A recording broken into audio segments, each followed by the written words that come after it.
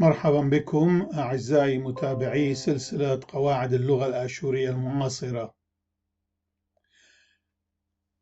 في الحلقة السابقة تحدثنا عن الحروف والحركات، وفي هذه الحلقة سنواصل الحديث عنها وننتقل إلى مواضيع أخرى. قبل كل شيء لدينا مجموعة من الملاحظات الهامة حول الحروف والحركات. الملاحظة الأولى هي حول حروف العلة في اللغة الآشورية المعاصرة. حروف العلة هي حرفان، أو هما حرفان في اللغة الآشورية وليس ثلاثة كما في اللغة العربية، وهما حرف ألب ويود، الألف والياء، وتسميان حروف ناقصة أيضا أو مريضة أو معلولة، لأنها تتغير أو تسقط كتابة أو لفظا، كتابة أو لفظا، أو كتابة ولفظا، إما كتابة أو لفظا أو كتابة ولفظا في آن واحد. عندما نشتق أو نصرف الكلمة عند الاشتقاق والتصريف، كما سنرى في موضوع الفعل. أمثلة: قائم، قائم وهو جذر الفعل قامة، عندما نشتق منه اسم الفعل يكون قيامة، قيامة، أي أن ألف ألب تتحول إلى يود، إلى ياء. وفي صيغة الأمر يكون قم، قم، أي أن الألف تسقط وتختفي كليا. كذلك ياتو، حرف اليود هنا ياتو في كلمة ياتو أو فعل جذر الفعل، وهو جذر الفعل جلس، يصبح اسم فعله تاوى، تاوى، اليود تكتب ولا تقرأ، لذلك يدل هذا الخط المائل الموضوع فوقها يدل على ذلك، على أنها لا تقرأ كما قلنا في سابقا. أما صيغة الأمر منه فتكون تو، تو، أي أن ياء أو يود تختفي كليا. الملاحظة الثانية هي حول حرف العين، الذي هو مشكلة قليلا في اللغة الآشورية المعاصرة، لأن حرف العين يلفظ كهمزة مضخمة يخرج من مؤخرة الفم وليس من الحنجرة كما في العربية. فعلى سبيل المثال كلمة آمر، عامر، لا نقول عامر إنما آمر، آمر، وتعني يسكن، يسكن، نقول كما لفظتها تلفظ آمر مع تضخيم الهمزة طبعا، آمر. وعندما يأتي حرف العين ساكن لا يلفظ، بل يؤدي إلى تضخيم لفظ الحرف الذي يسبقه أو الذي يليه. على سبيل المثال كلمة ضانا، ضانا هي عدانا، لكننا نلفظها ضانا، عين لا تلفظ ولكن دلث تضخم. وكلمة مارع لا نقول مارع إنما نقول مارع، مارع، بتضخيم الراء والميم اللذان يسبقانه مع عدم لفظ العين نفسها، مارع، والتي تعني يمرض. أما عندما ترد أو يأتي حرف العين في وسط الكلمة ويكون متحرك يلفظ مثل الياء في أغلب الأوقات. فعلى سبيل المثال نقول باية بدلا من باء، باء، وتعني هذه الكلمة يريد. ثالثا التقاء الساكنين. عندما يأتي حرفان ساكنان متتاليان في الكلمة تطبق عليهما القاعدة التالية: ألف، إذا كان الحرف الساكن الثاني من إحدى هذه الأحرف عين، ميم، لمت، يود، نون، واو، هي، ريش، ألب، والتي تجمع في كلمتي أملي نهرة لتسهيل الحفظ، أملي نهرة، والتي تعني فعلة النور، فعلة النور، أملي نهرة.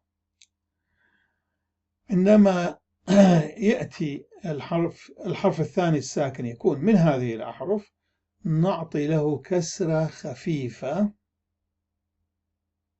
نعطي كسرة خفيفة للحرف الأول، يعني الحرف الذي يسبقه، لفظا لا كتابة. يعني عندما يكون الحرف الساكن الثاني من أحد هذه الأحرف نعطي كسرة خفيفة للحرف الذي يسبقه الأول من الساكن لفظا، وذلك لفظا لا كتابة، وننهي المقطع عند الحرف الثاني، عند هذا الحرف الثاني الذي هو أحد هذه الأحرف. على سبيل المثال، والمثال يوضح ما قلناه، نقول مدن خا، مدن خا، التي تعني المشرق، مدن خا، مدن. انظروا نعطي كسرة خفيفة للحرف الأول الساكن الذي هو دال، دلت، مدن خا. ومن أجل إلفات النظر إلى ذلك يوضع خط صغير أفقي تحت الحرف الساكن الثاني، في هذه الحالة نون، هو النون، مدن خا، وهذا الخط يسمى مهجيانة، مهجيانة. أما في حالة كون الحرف الساكن الثاني من غير الأحرف التسعة المذكورة على أي أملي نهرة فعندها ننهي المقطع الأول به ونبدأ المقطع الثاني بالحرف الآخر. فمثلا نقول جر بيا، جر بيا، جر إلى هنا، جر بيا. ولإلفات النظر يوضع خط صغير أفقي فوق الحرف الساكن الثاني، أي هكذا، جر بيا، يوضع خط صغير فوق حرف الباء هنا، بيت، وهذا الخط يسمى مرهطانة، مرهطانة. ملاحظة الرابعة: الحروف التي تكتب ولا تقرأ. هناك حروف نكتبها ولكن لا نقرأها، مثل هناك في لغات أخرى أيضا، مثلا في اللغة الإنجليزية لدينا كلمة نايف تبدأ بالكي ولكن لا تلفظ الكي هذه. أما من أجل إلفات النظر على هذا الشيء، على أن هذا الحرف لا يلفظ، نضع خط صغير مائل فوقه للدلالة على عدم لفظه، مثل كلمة ناشا، هذه الألف الواردة في البداية لا تلفظ، ويدل على ذلك هذا الحرف، هذا الخط الموضوع فوقها. نقرأها ناشا، ناشا، ما لا نقول أنا أناشا، نقول ناشا بإهمال الألف التي في بدايتها والتي عليها الخط المائل. ومعنى هذه الكلمة هو إنسان، إنسان. وهذا الخط المائل الموضوع فوقه يسمى متلقانة، متلقانة. خامسا: حركة بتاخة وحركة زلامة كرية. الملاحظة هذه حول هاتين الحركتين. بتاخة طبعا كما قلنا هو حرف فتحة قصير، وكذلك زلامة كريا أو زلامة القصير هو كسرة قصيرة خفيفة. هاتين الحركتين عندما تسبقان حرفا متحركا تؤديان إلى مضاعفته، أي أنه يصبح مشددا. على سبيل المثال قتا، كلمة قتا، انظروا أنه حرف التاء الذي يأتي بعد هذه حركة فتاخة يتضاعف قتا مرتين، وتعني يدة أي آلة أو طنجرة.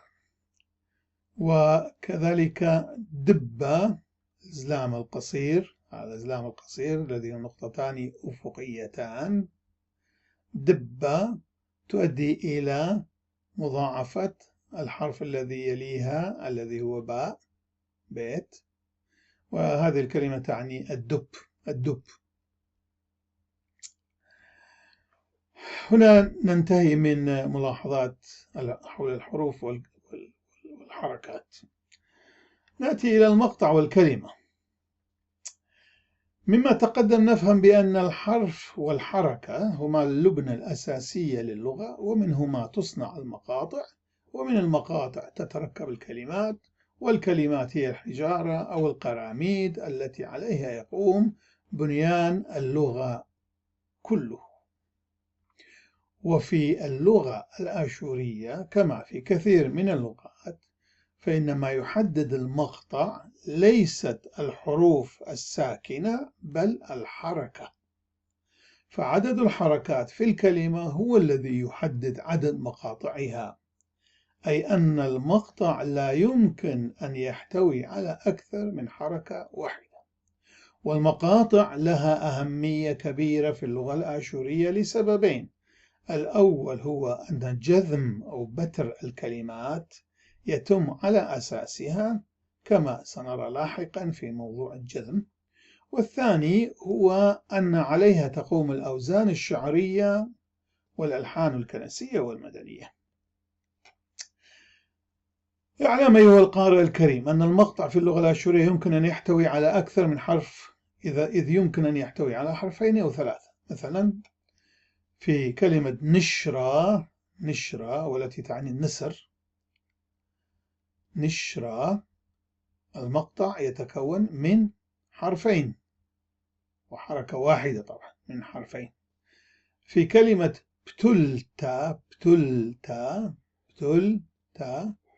المقطع الأول يتكون من 3 أحرف: بيت، تاو، لمد.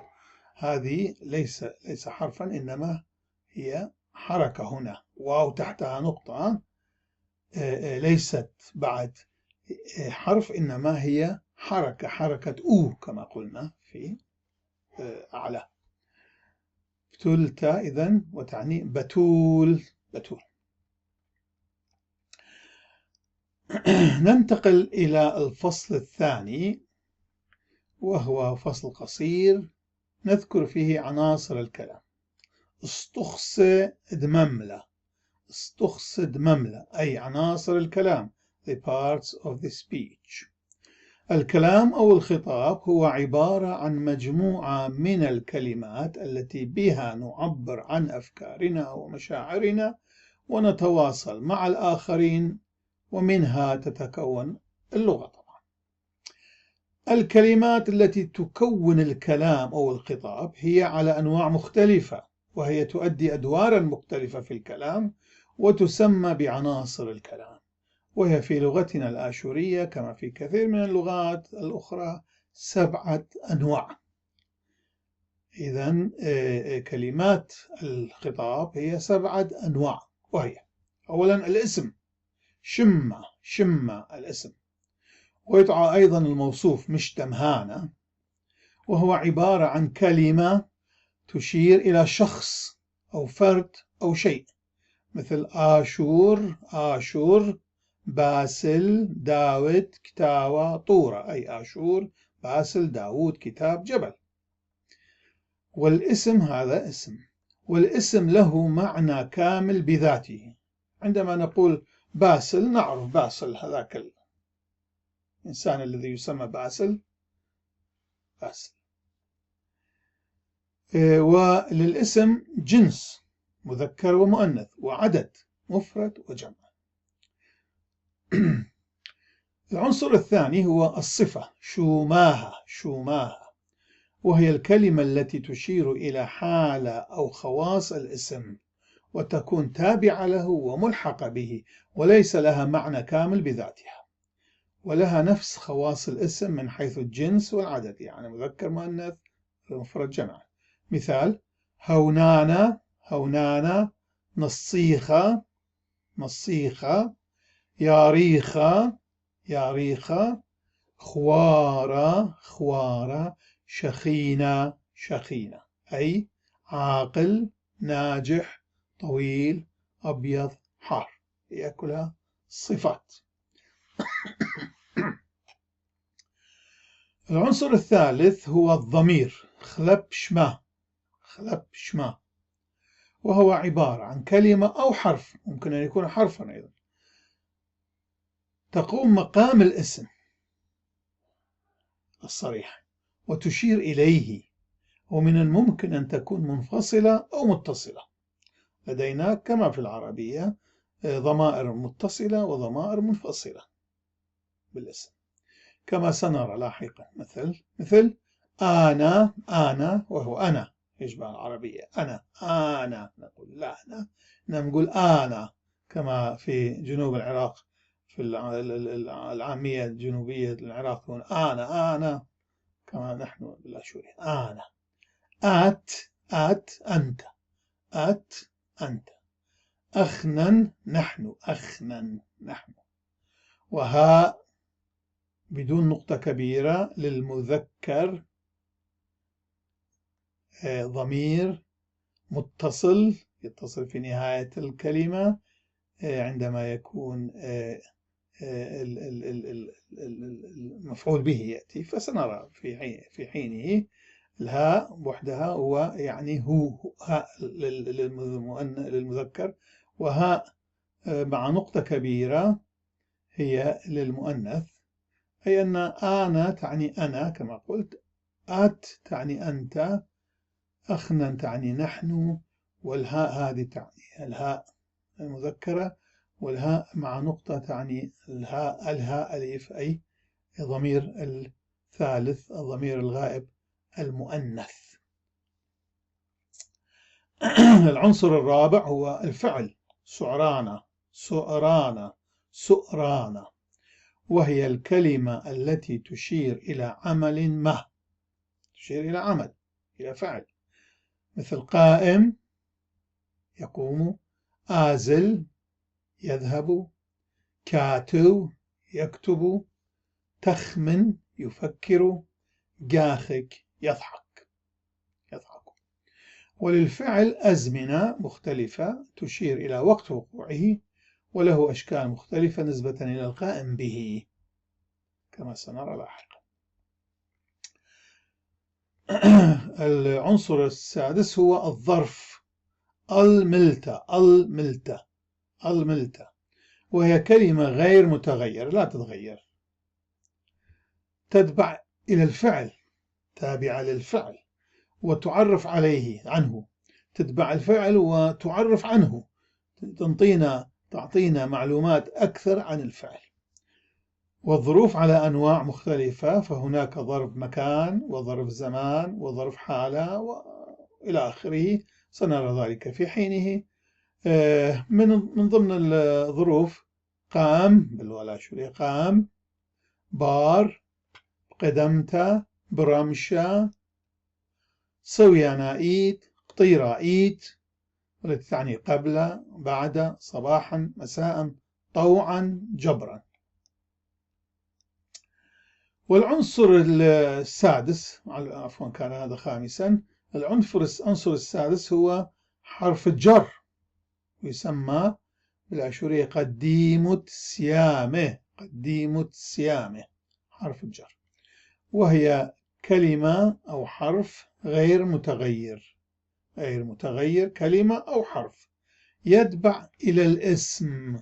قلنا الظرف يتبع إلى الفعل، أما حرف الجر فهو تابع للاسم ويعرف عنه، يعطينا معلومات أكثر عن الاسم، عن مكانه وعن أوصافه، عن بعض الأمور التي تهم الاسم، مثل go في، يعني نقول الكتاب في الدرج، يعني الكتاب يعطينا معلومات أكثر عن الكتاب أين هو.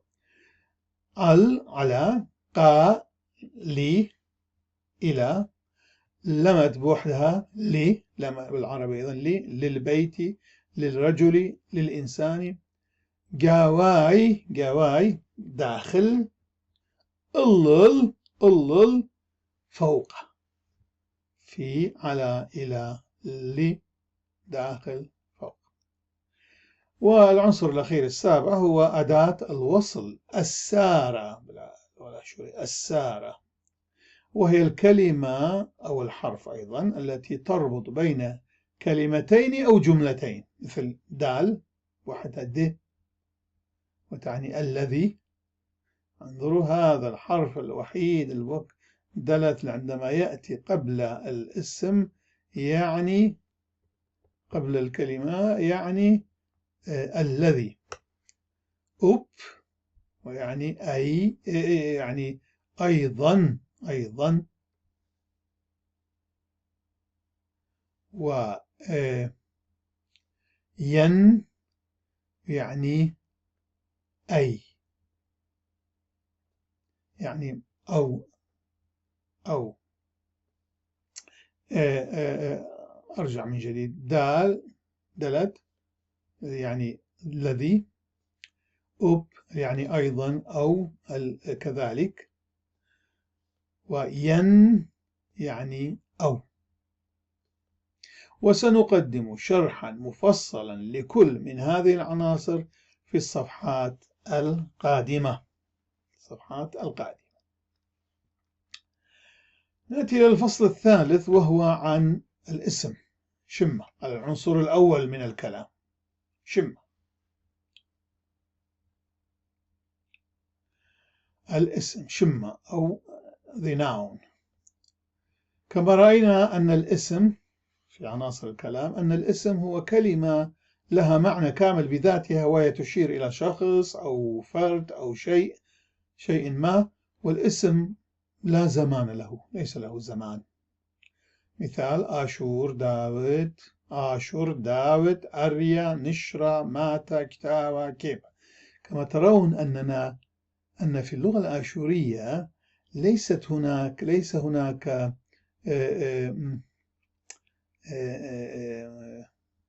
أقول accent، يعني في الكلمات ليس لها accent، يعني ليس لها، لا ندوس على أي من الكلمة من الحروف المقاطع. لا نقول داويد أو داويد، نقول داوت. لها كل المقاطع لها نفس الوزن. أريا، نشرة، ماتا، كتاوى، كيبا، يعني آشور، داود، أسد، نصر، قرية، كتاب، حجر. ملاحظة هامة: في اللغة الآشورية المعاصرة كل الأسماء وكل الصفات تختم بألف ساكنة، عدا المجذومة أو المبتورة منها. طبعا عند البتر وعند الجزم تسقط هذه الألف، ولكن الأسماء في حالتها الاعتيادية والصفات في حالتها الاعتيادية كلها في اللغة الآشورية، إذا كانت آشورية، إذا لم تكن أجنبية داخلة إلى اللغة كما سنرى، تختم بالألف ساكنة. نأتي إلى أصناف الاسم. الاسم له أصناف مختلفة. أصناف الاسم، the types of the noun. الاسم على أصناف مختلفة، وهي اسم علم، شمقنوماية اسم علم، وهو الاسم الذي يرمز إلى شخص أو فرد أو شيء معين ومحدد، مثل مريم، سرغون، سامي، بغداد، لبنان، دقلت، فرنسا. مريم، سرغون، سامي، بغداد، لبنان، دجلة، فرنسا. اسم الجنس شماجنسناية، وهو الاسم الذي يشمل جميع أفراد جنس معين بدون تحديد أي منها، ولا يرمز إلى فرد محدد، وينقسم إلى قسمين: واقعي ومعنوي. الاسم الواقعي، ويسمى أيضا طبيعي، هو الذي يشير إلى شيء له وجود في الواقع والطبيعة المحسوسة، مثل كيبا حجر، عينا عين، طورة جبل، ناشا إنسان، وردة ورد. ثاني، الاسم المعنوي هو الاسم الذي يرمز إلى شيء غير موجود في الواقع والطبيعة المحسوسة، بل وجوده هو في الفكر فقط، مثل ميتروتا، والتي معناها الفضيلة. لا أحد يمكن أن يرى الفضيلة تمشي في شوارع. ميتروتا. برناشوتا الإنسانية. خبة الحب. طوتة الخير والصلاح. صورة الأمل. أوكي. ثم لدينا الاسم الجمعي شمكنشيايا، هو الاسم الذي يرمز إلى مجموعة بالرغم من كونه في صيغة المفرد، مثل عما شعب، عما شعب. كنشا جمع. أمتا أمة. بسقة قطيع. شوطة عشيرة. طائفة طائفة. الاسم البسيط شمبشيطة، الاسم يمكن أن يكون بسيطا أو يكون مركبا. الاسم البسيط هو الاسم المتكون من كلمة واحدة ويشمل غالبية الأسماء، وكل الأسماء التي ذكرناها حتى الآن هي أسماء كانت بسيطة غير مركبة.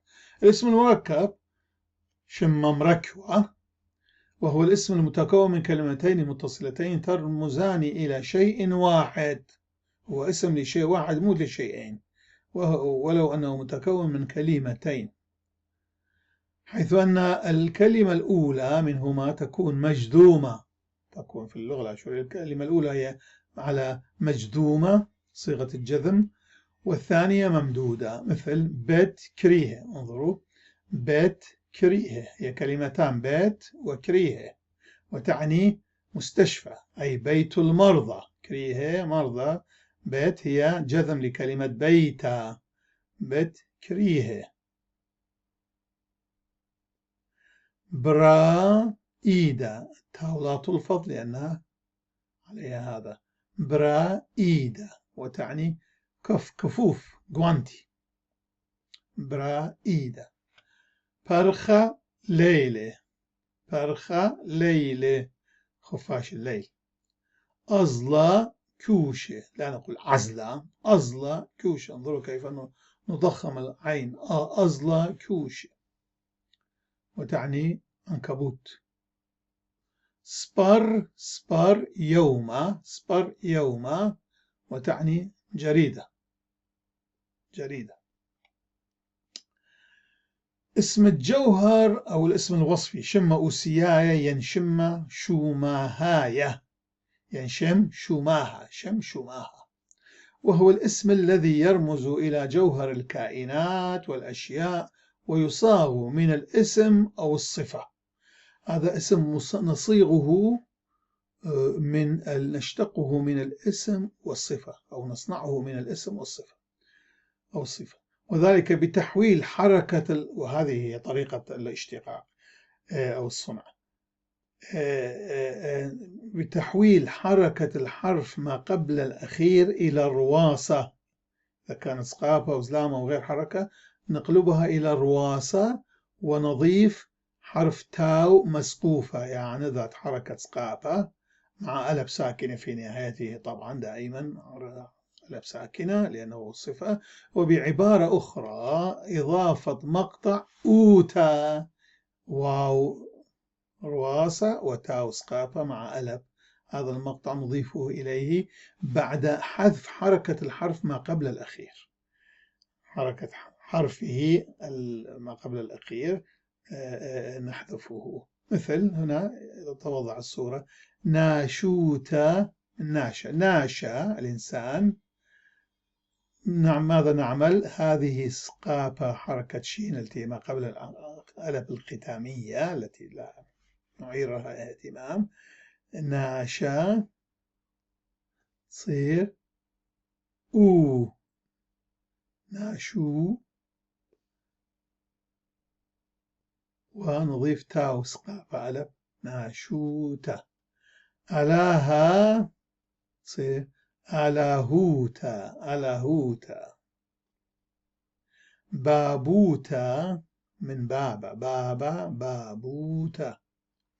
برونوتا من برونا، برونا الابن يعني ابن. ألاهوتا، ألاها يعني الله، الله.